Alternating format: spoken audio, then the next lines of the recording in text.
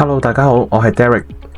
今次同你哋1分鐘拆解英國考車嚴重錯，咁我哋一齊嚟睇下呢個同學仔做錯咗啲咩啦。嚟到呢一度啦，個考官就叫個學生 At the roundabout take the second exit。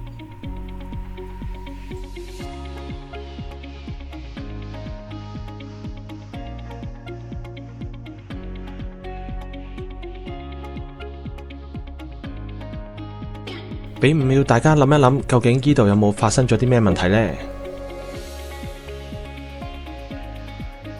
因為去第2個出口嘅關係，咁同學仔選擇咗右邊條線，咁係正確嘅。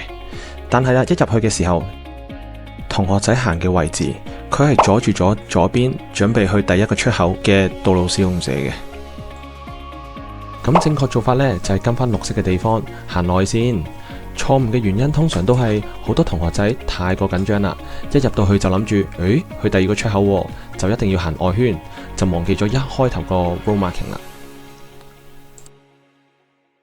咁常見扣分或者 fail 嘅情況啦，就好似片段咁，轉彎或者入 roundabout 嘅時候揀錯線，或者冇需要但係長時間行喺右邊條線，最後啦就係行車時或者入咗 roundabout 之後飄嚟飄去。記得 follow 我哋啊！我哋每一集都會有更多英國學車考車嘅實用資訊。